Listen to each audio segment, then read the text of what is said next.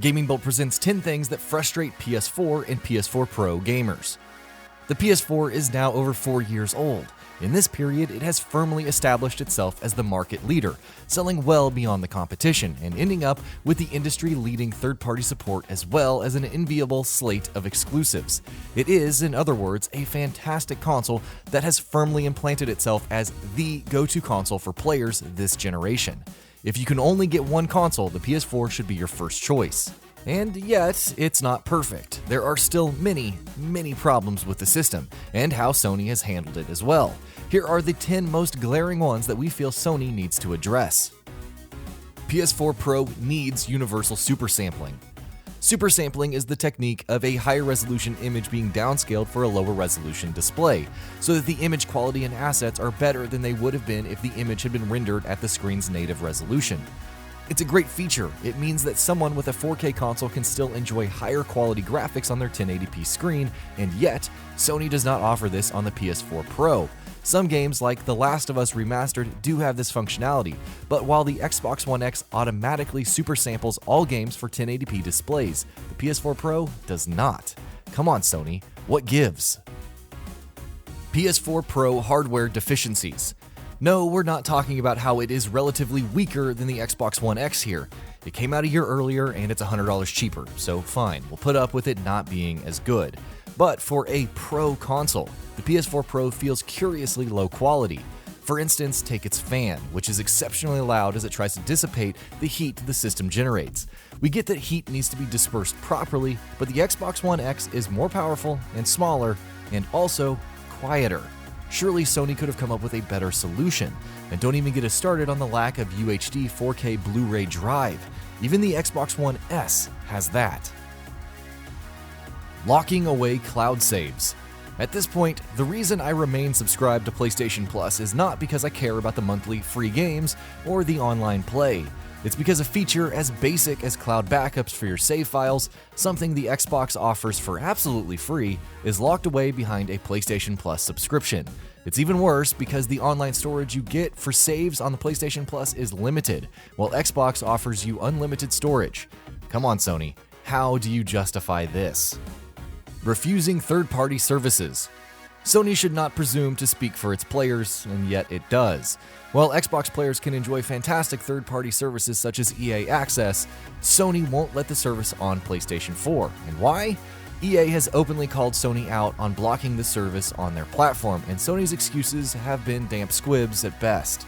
It is clear they are doing this to keep their PlayStation Now streaming service looking attractive, which it wouldn't next to EA Access, but PlayStation Now is passable at worst and a whole other can of worms, and blocking actual value from your users is bad form, Sony. Cross-platform play. For the longest time, Sony insisted that they were the good guys who would wholly embrace cross-platform play if only Microsoft, who had gated Xbox Live, would as well. And then Microsoft opened the gates and embraced the cross-platform play, calling Sony out on their bluff. Over the last year and a half, more and more games have moved towards full cross-platform play, first between Xbox and PC, and then between Xbox, PC, and Nintendo Switch. Sony and PS4 alone are left out of the party because Sony refuses to play nice with the others. This is arrogance. Refunds on digital games. Steam has a streamlined refund feature for digital purchases. However, if you're buying a game on PSN and played it for about a minute and decide you don't like it, you cannot refund it. It's essentially yours for life. And oh boy, don't even think about pre-ordering a game on PSN. What if it turns out like Andromeda, No Man's Sky, or Battlefront 2? Once the reviews start rolling in, you will have no way of getting your money back. Backward compatibility.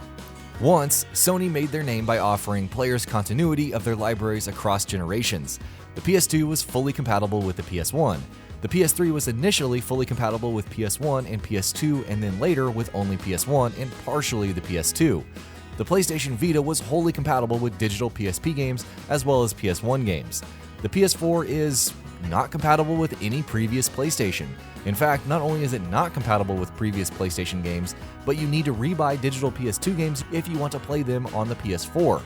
Sony, even Nintendo lets you keep your games across generations. Mods.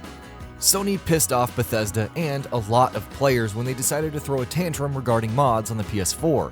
And while they eventually relented, the mod support on the PS4 is so limited and constrained by restrictions, it would almost have been better if there had been none to begin with. The file size limitation on the PS4 alone kills the mod scene. Just boot up Fallout 4 on your PS4 and Xbox One and look at the difference in the number of mods available.